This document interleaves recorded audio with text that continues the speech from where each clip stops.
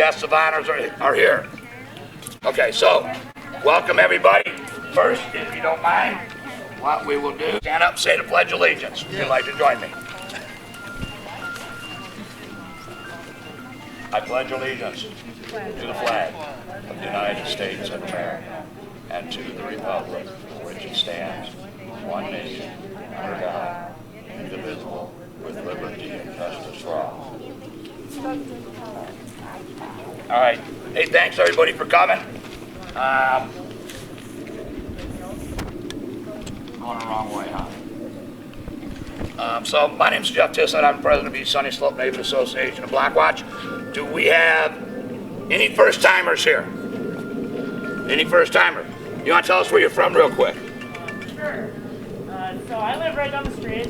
Me and my wife just bought a house right there at 12th Street, Dunlap. Originally from North Phoenix, just up the area, just off Shea. Very cool. Who else first-timer? Stand up over there, young lady.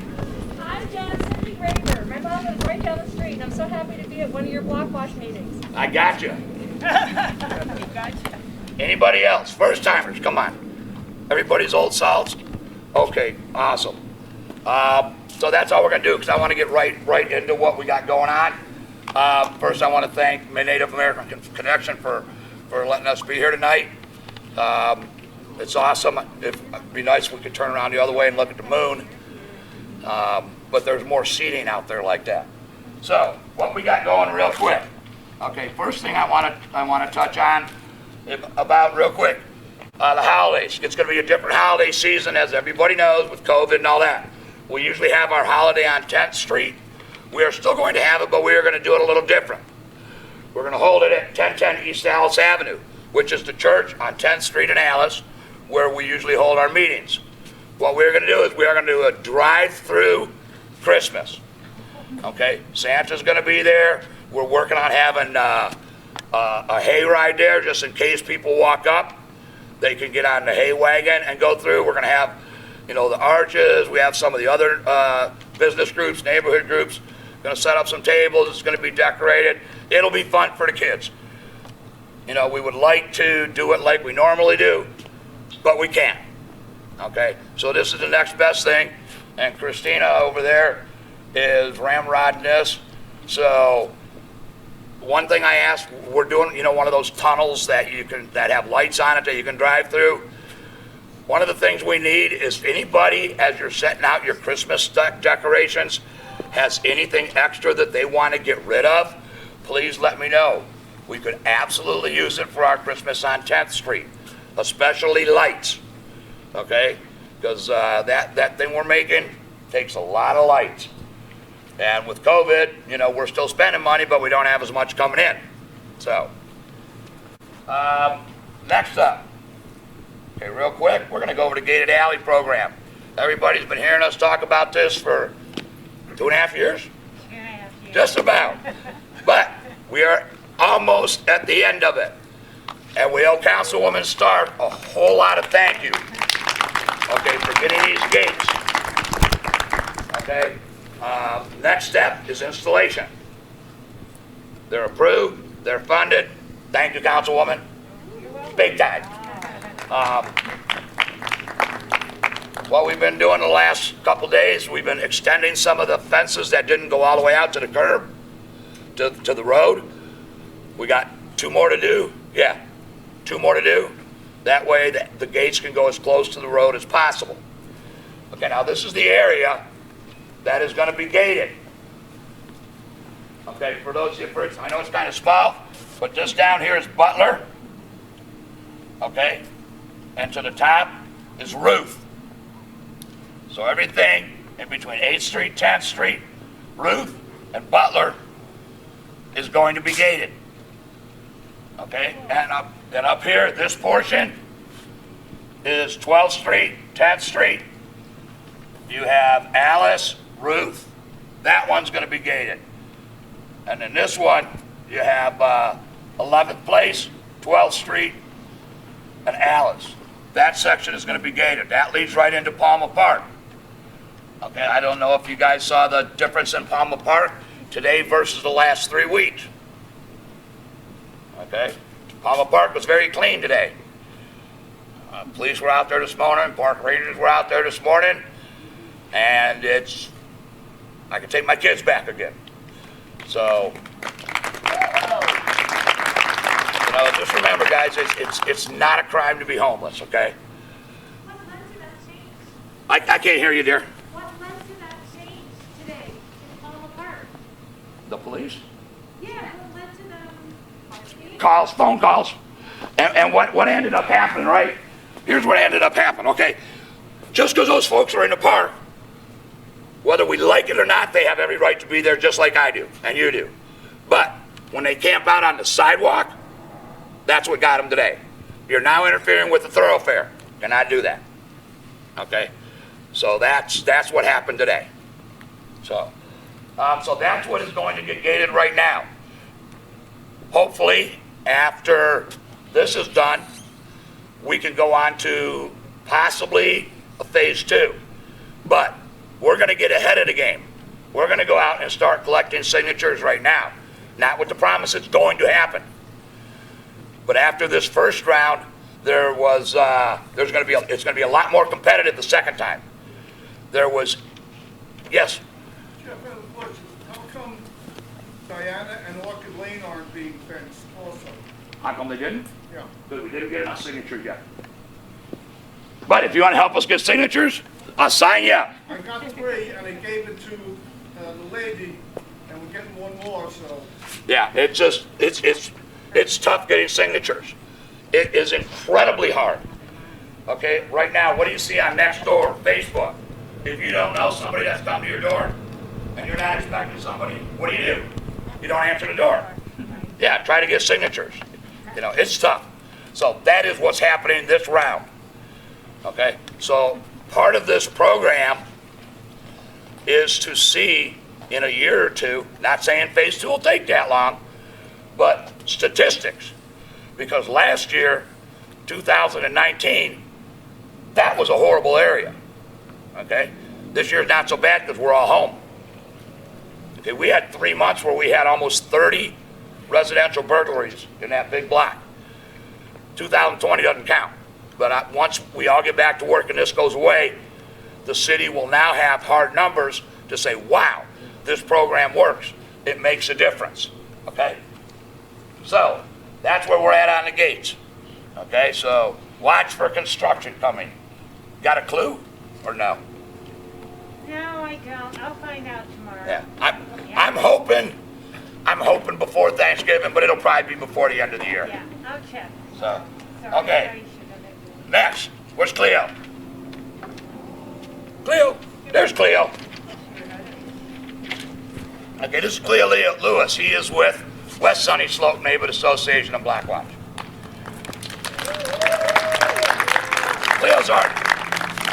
He's our sister. He's like our sister Blackwatch. Okay. What's your boundaries? Our boundaries are from 7th Avenue to 19th, from Hatcher all the way up to Cactus. So we do a lot with them. They do a lot with us, and it's pretty cool. Census 2020, it was in the middle of COVID. It was unbelievable. We were not looking good, okay, in the slope, especially over in Cleo's area. Did Jill make it at all? Oh, there you are. Okay. So we teamed up with them, and we teamed up with some other folks with the city that we're going to meet here in just a minute. And thanks to the city manager's office and Mr. Zerker, they were able to, obtain census funding, okay? And so we were able to do mass mailers. Hopefully you all saw the mail for census counting. Over $5,000 for that mailing, okay? We were able to give gift cards away as, promotion and incentives and drawings. Okay, so this is what it looked like back in July. This was our target area. Our area where we're standing, we were pretty good. We were over 60%. But that area from Dunlap almost all the way to Thunderbird, 19th Avenue to 7th Street, they were barely over 30%. Not good. Okay, because, and correct me if I'm wrong, but kind of the rule of thumb, the averages for every person that is counted, that's $3,000 that goes back into our community. School, after-school programs, before-school programs, you know, the list goes on. And we're stuck with that number for 10 years. Okay, and not only does it matter with money, it's our representation. You know, we have how many state senators, how many congressmen, you know.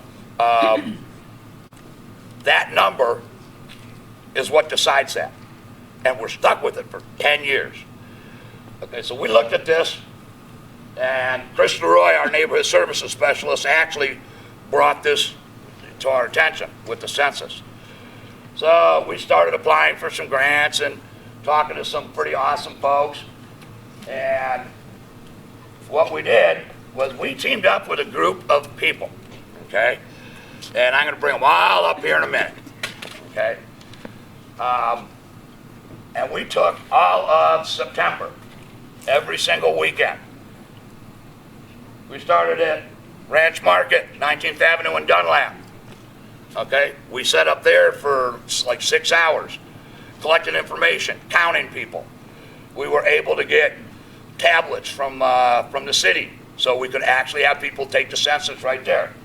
Okay, we went over to Mountain View Elementary School, and Miss Jill Serrano, raise your hand, is the principal of Mountain View Elementary School and a community rock star.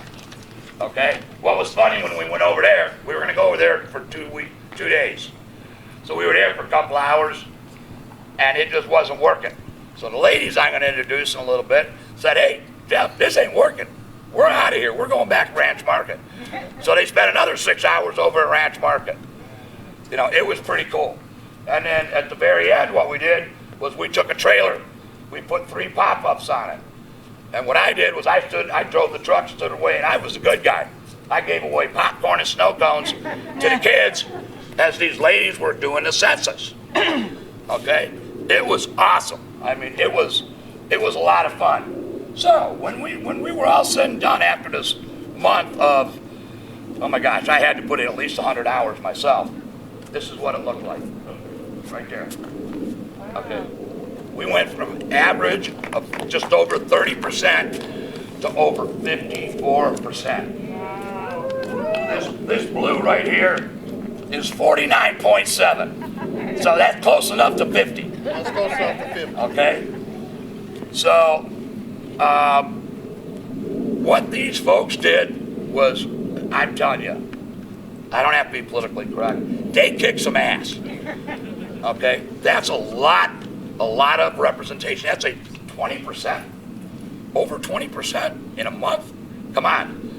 Councilwoman Stark, you want to come up here and talk about census for 30 seconds? And there. Thank you.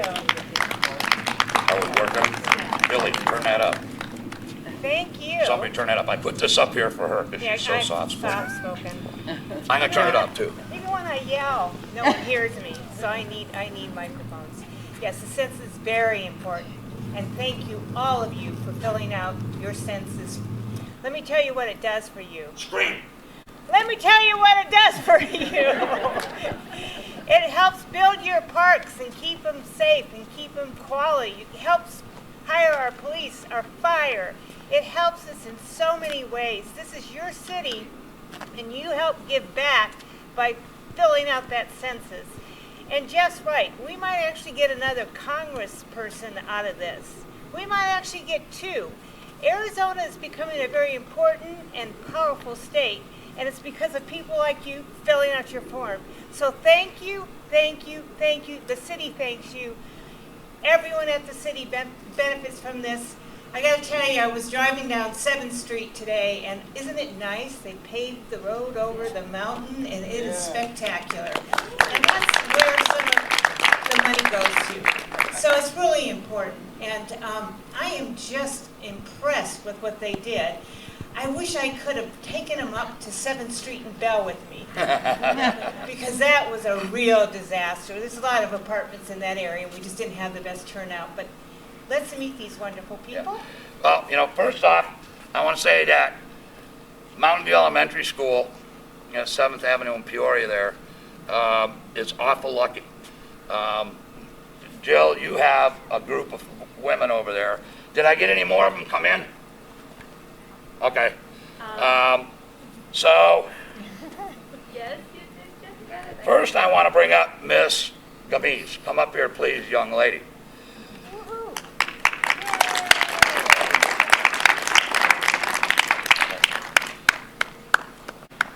Leela Gamise is the only census worker with the city of Phoenix.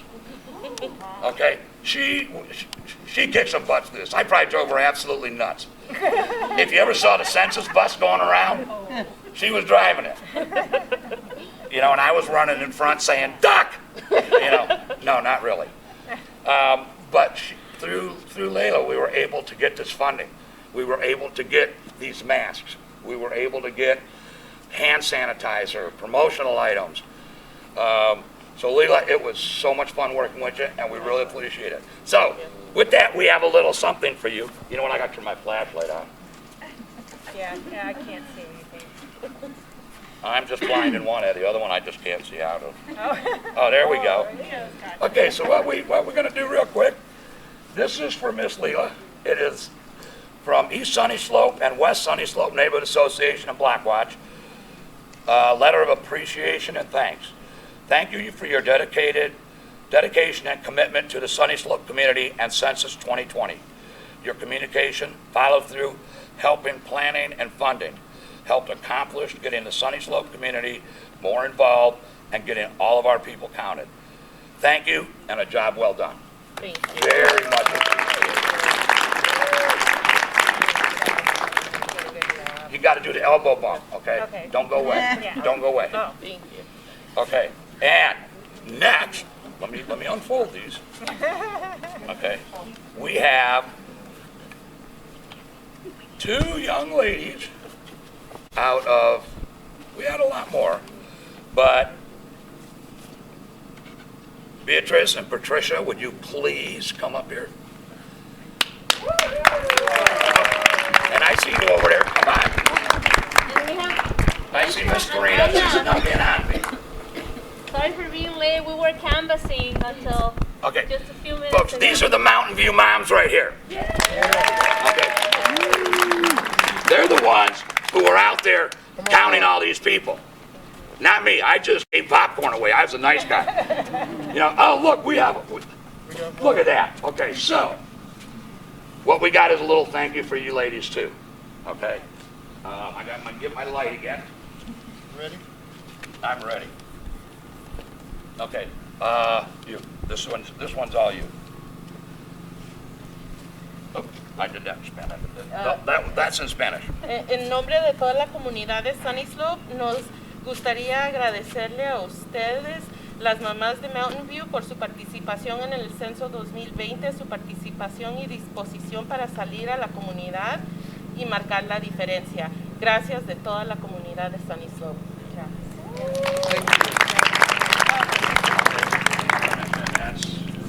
You got Patricia? Yeah. Okay, then Beatrice.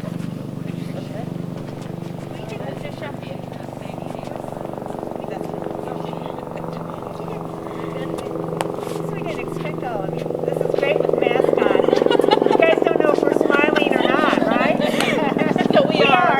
We are. And this one here is kind of special because kind of the leader of the Mountain View Moms is Miss Karina. Karina here is a community rock star. And a great name. My daughter's name is Karina. Now, that one, don't run away with that one. Okay, we need one more signature, so hang on a minute.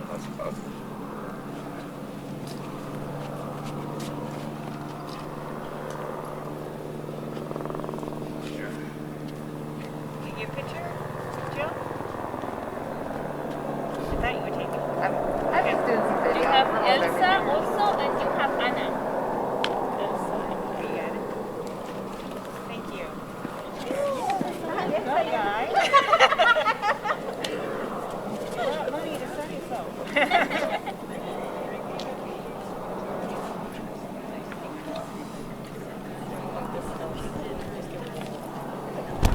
Elsa.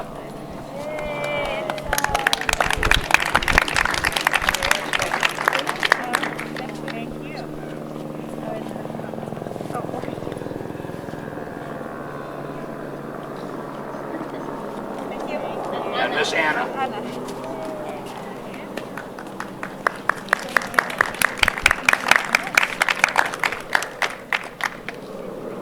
We owe these ladies a whole lot. They made a hell of a difference for Sunnyslope. Thank you.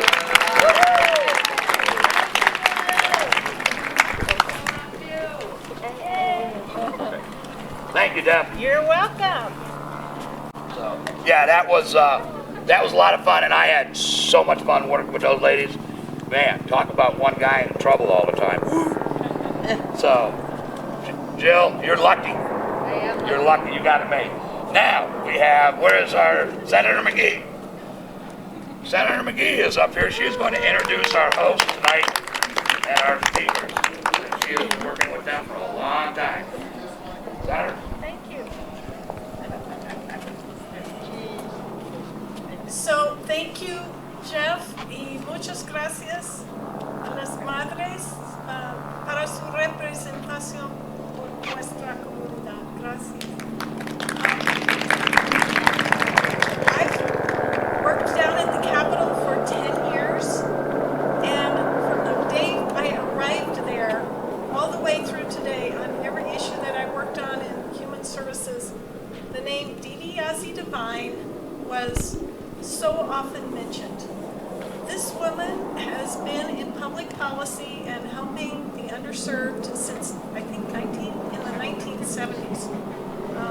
I'm kind of shocked when I read up on her bio, because she doesn't look that old at all. But she has been doing incredible, incredible work with very underserved communities in very, very tough issues like addiction, homelessness, substance abuse, helping moms and dads be better parents. There is no one at the Capitol who is more highly respected than she is for the work she has accomplished. And there is much more she has in front of her to get done. I never want her to leave. Arizona and now Sunnyslope have been incredibly, incredibly served by Dee Dee and her wonderful organization, Native American Connections. I've had the opportunity to tour a number of her facilities as a legislator and also as a resident of Sunnyslope, trying to find out what's coming to Sunnyslope. And I just cannot tell you enough what integrity and what a reputation and what standing this lady has in this arena, in the many arenas in which she works. So, Jeff, am I supposed to introduce? I would like to bring Dee Dee Devine forward and introduce her to you.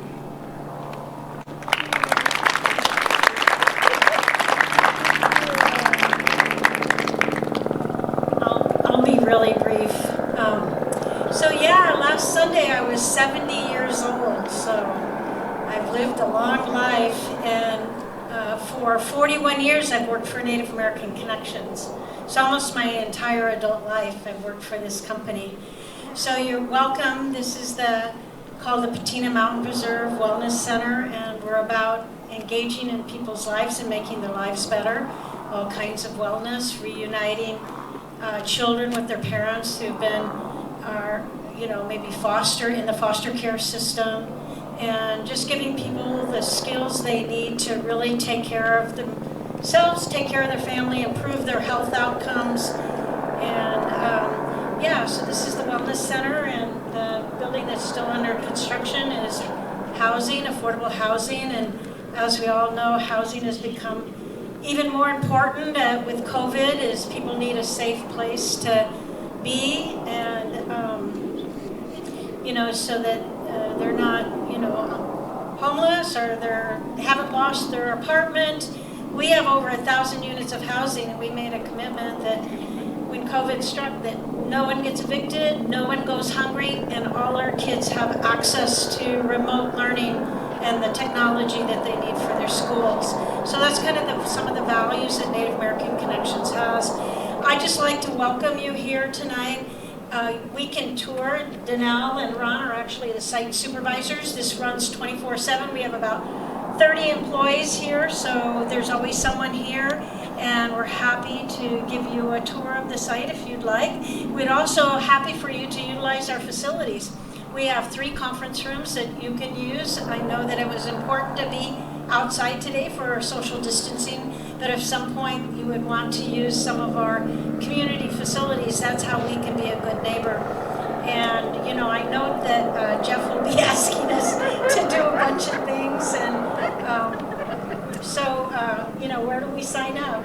We really want to not just be, you know, just to have a facility here, but to be part of the neighborhood and to make it better for everyone. We also did a Get Out the Vote campaign and a census campaign too, and we canvassed all 1,000 of our units. So those community activities are really important to us. And so thank you very much for choosing to be here tonight. I appreciate that, and we look forward to being good neighbors. Take some questions. Yeah, take some questions. Anybody have any questions they want to know? Any curiosity? Like, I'm curious, what does, how many folks are going to be housed over in your There's complex? 54 units. 54 units? They're studio apartments. Studio apartments? Okay, when's that scheduled to be done? In January, Oh, really? Oh, that's going up quick. I hope. That's going up quick. Where are you getting your clients from? So for the clients for the housing community, I mean, we're hoping to take referrals right from, you know, this neighborhood. We would really like to serve Sunnyslope. We know that there's a homeless problem all over the city, and we know that that exists in Sunnyslope. We do have, you know, there is a coordinated entry system that we participate in, but really our role is to really outreach the community in which we live. So we're hoping that we can serve people right here in Sunnyslope. Yes.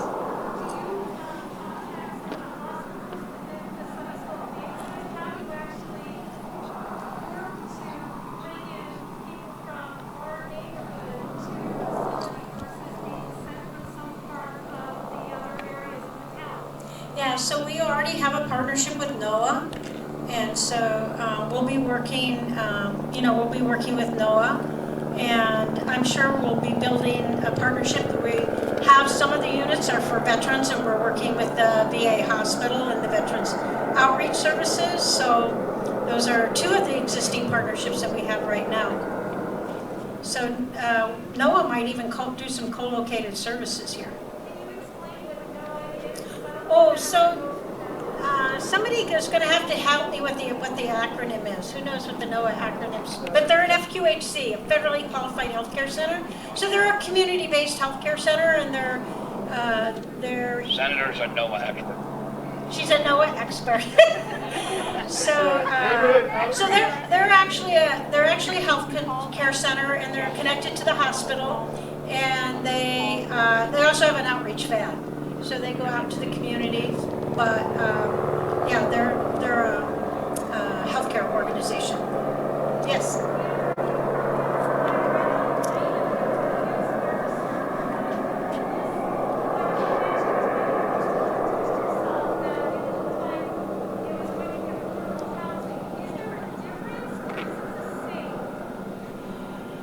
So it is serving the homeless population, yes. So.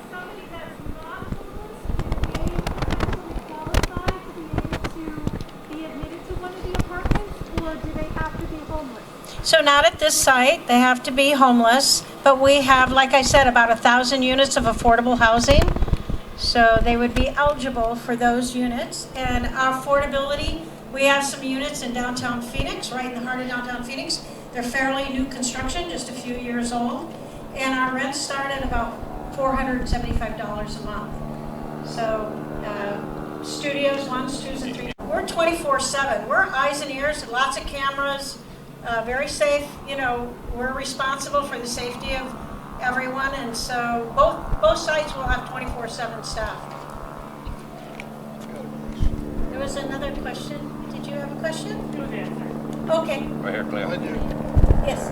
So if I run into a person, if I outreach a person, can you intake the person on site, or what do I do next?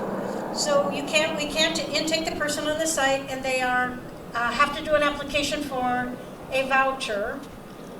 And so it does take a couple weeks, but we can provide services to them while we're working them through the process. If they're homeless. If they're homeless. So it takes a couple of weeks to get them through the process. It does take a couple of weeks. Now, right now, I don't know how long that'll happen, but we do have some temporary shelter in the Travel Lodge downtown, and that's how we're using the Travel Lodge. I'm liking this. I'm liking this. To bring people into the Travel Lodge so we can stabilize them, get the paperwork done, and move them into permanent housing. Yeah, we'd like to know more about your organization too.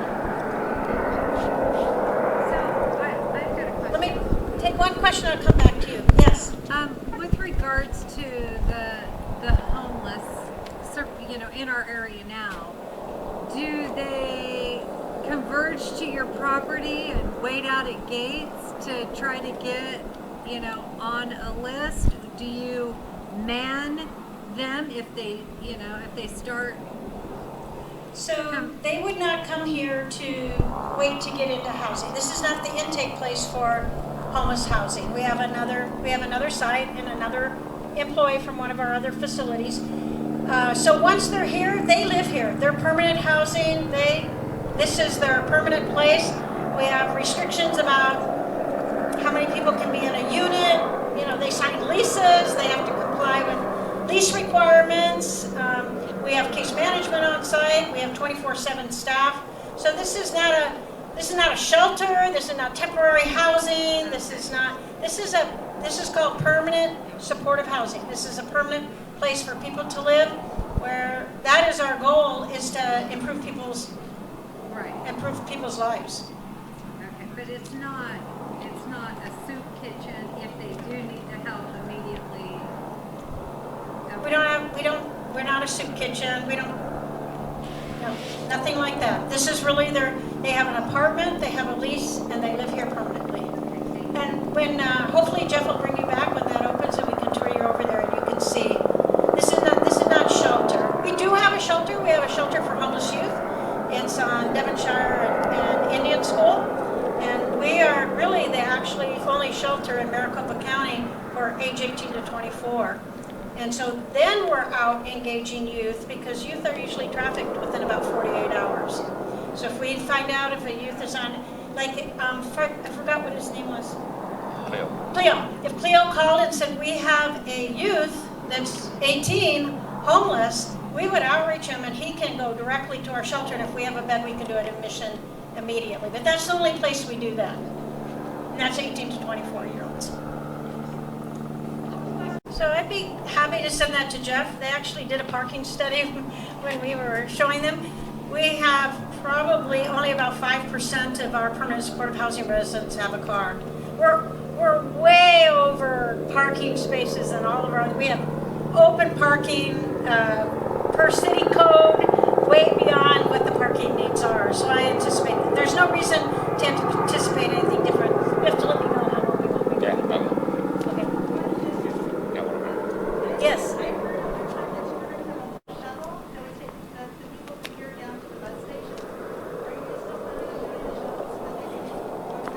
So we would really like to, and we were actually talking about, what are some of our options around shuttle. We don't feel like people can really walk. We're going to have to do something, and so we're talking about that right now.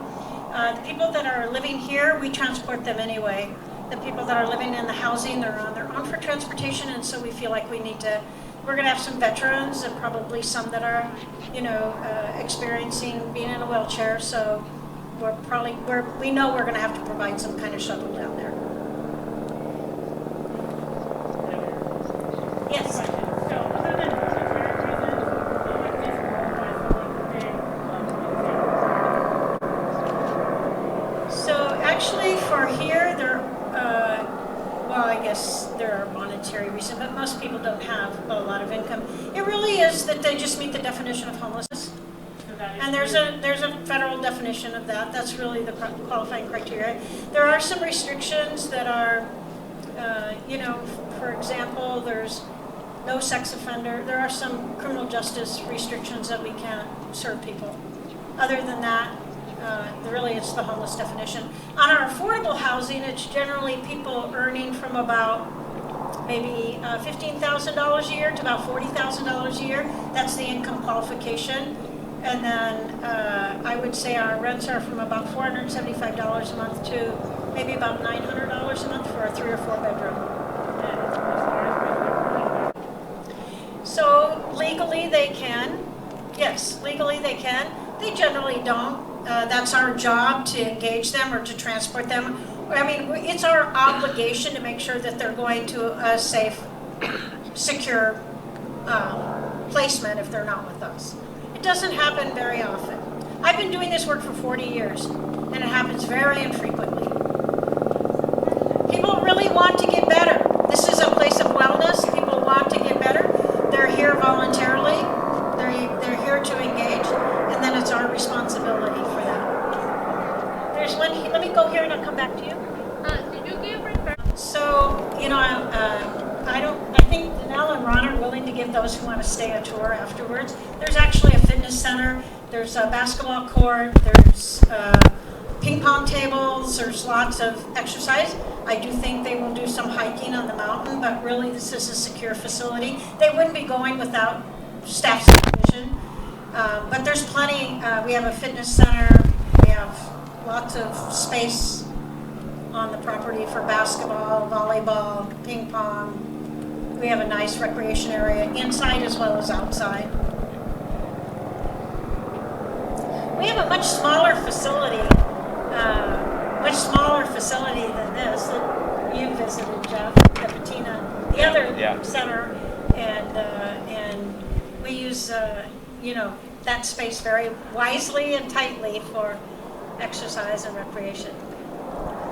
Yes. I'll say, is the end goal kind of a job placement and to get them integrated back into society?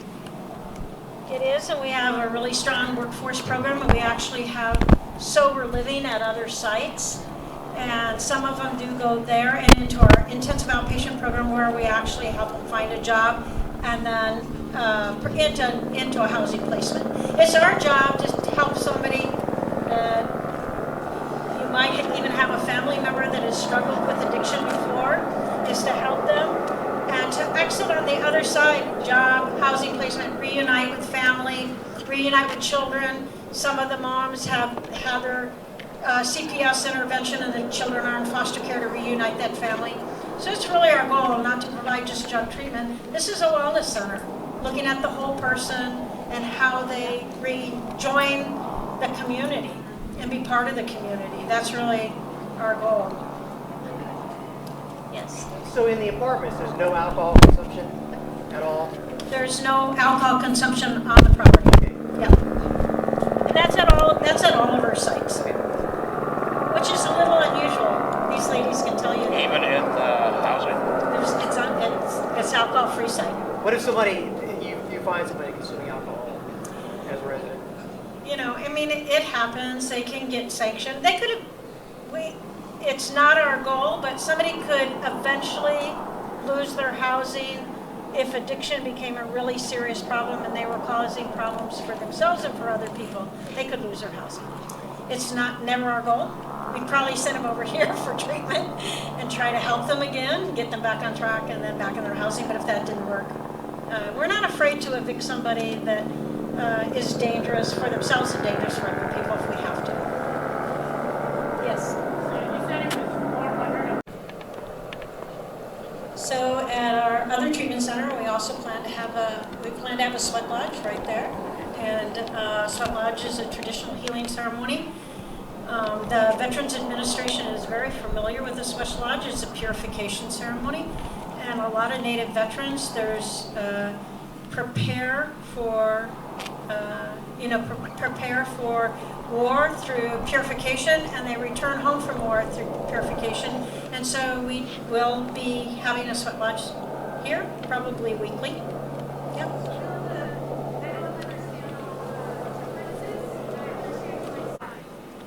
So that's not a drum circle. We do some singing and drumming, and some of that will be inside. We have a beautiful talking circle room where we actually work on trauma and historical trauma and trauma-informed care. When we're working with addiction, we're not just treating the physical addiction, we're treating what's underneath that. The real root causes of why people are using. We also treat the physical addiction. And so we do some singing and drumming in the facility. Here at the Sweat Lodge, there is some drumming that happens at the Sweat Lodge, but it's not a drumming circle.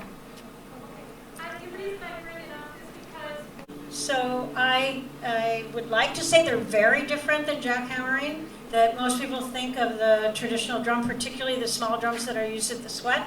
There's powwow drums that we use usually in the facility, but here they call it, it's the heartbeat of Mother Earth. And when you're drumming, that is really Mother Earth's heartbeat. And so for most tribal communities, it's a very welcoming, warming. It's not loud, it's not meant to be loud. It's meant to be that heartbeat of Mother Earth. And it actually, there's a lot of psychological studies that when you drum to that beat, it actually slows people down that have anxiety and depression and actually calms them. So I think you'll find it very different. I have to say we were sued. We've been doing the Sweat Lodge for about 40 years in the heart of downtown Phoenix in a very tight site with an apartment complex from closer from me to you. And they searched, for noise pollution. And then we played the music for the judge, and they came and visited, and they said it was pretty ridiculous. So we're pretty confident that it'll be something that the neighborhood eventually, and it's for about 20 minutes once a week as they go into the Sweat Lodge. I don't think people will hear it, and we're hoping that people will be interested and come out and maybe experience it. We do open it to the community for those who want to participate if we have room. So I think you'll find, I'm hoping that you'll find it as healing as we do. So I don't know how to to express it anymore to you until you get a chance to experience it. Yes. And is it safe to say you're talking like leather, kind of Native American drums, not like I used to play the drums, like a high school snare band. It's like not a snare drum. It's a hide, usually a deer hide. Yeah. Yeah. Do you have one, Karina? Yeah, I just want you answered my question. I said, where do we sign up? I went to New Mexico to experience my first Sweat Lodge, and it was amazing. It was so healing. It's something that I think would benefit. If you would like to take a tour, if you want to take a tour of the facility, we're not going to go into the construction of 3 sets of stairs, okay? So just, make the groups kind of the same size so we can spread out a little bit, okay? I got to say, a couple years ago when all this started, Native American Connection with us, the community, was very open. Okay, they did a lot of talking. They came, we held a public meeting. I don't know how many were there. And it was interesting, to say the least. But they're going to be a great neighbor, I promise you.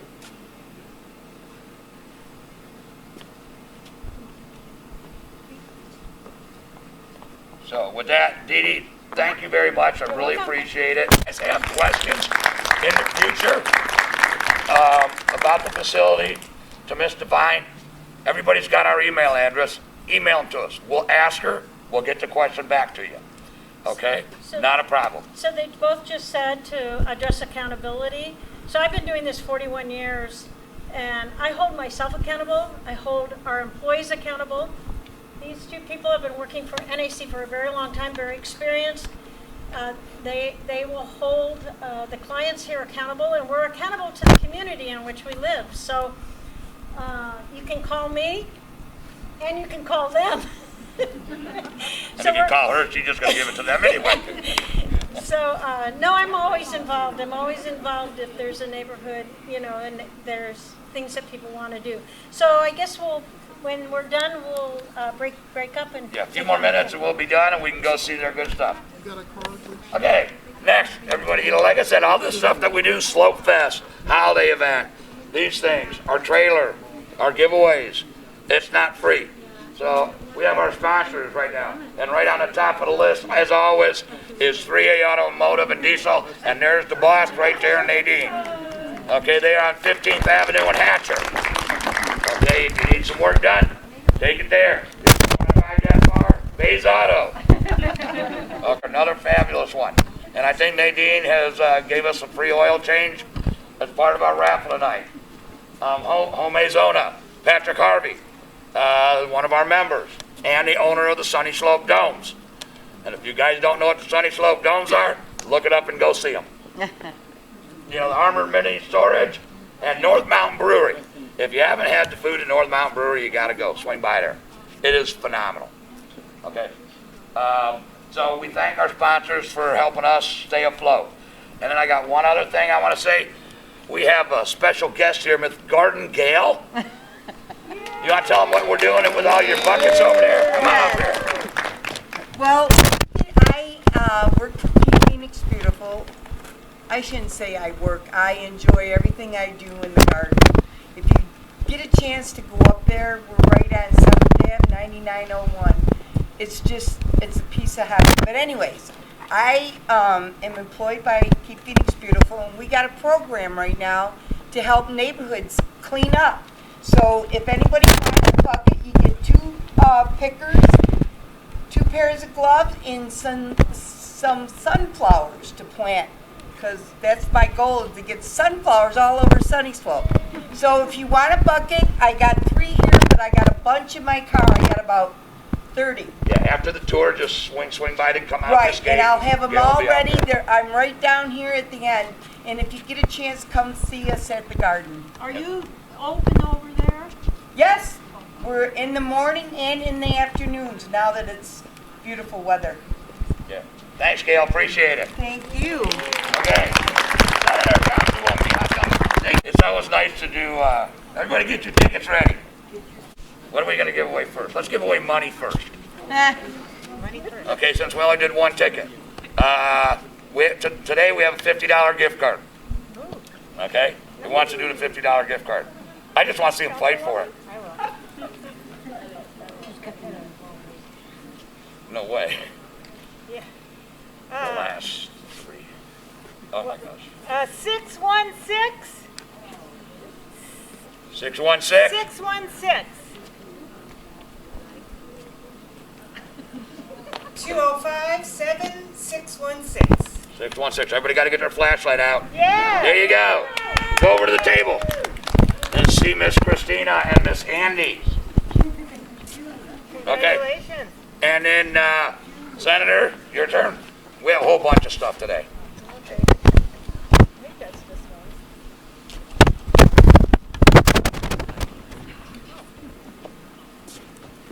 $593. 593. 593. Okay, over the table we have light box, a free oil change from 3A Automotive, and some safety triangles to throw in the trunk of your car. Okay?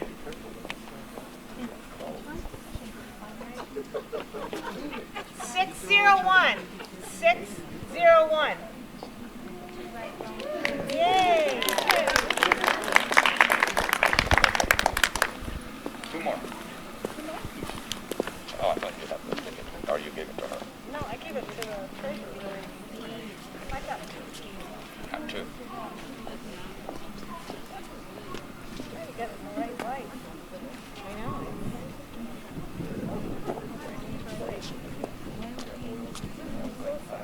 Oh my goodness, 600!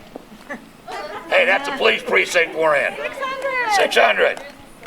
600! Can I win? I don't know if I can. Is that you, Stacia? Is it you? All right, good job. Of course you can win. We got 2 more, right? Yeah, you can win. Yeah, one more right now. 1 more. Okay, last but not least.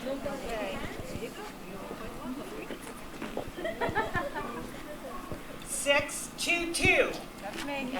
Hey! Yay, congratulations. All right.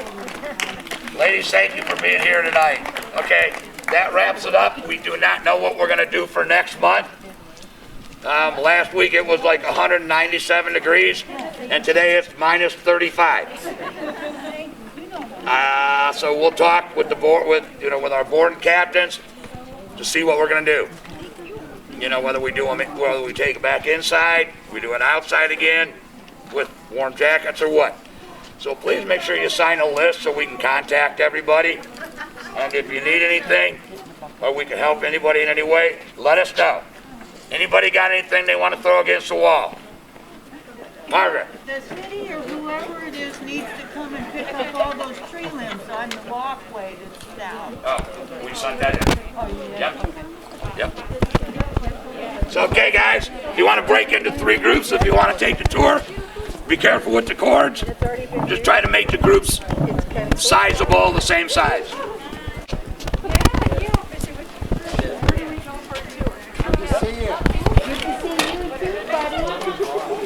Karina. Oh, yeah.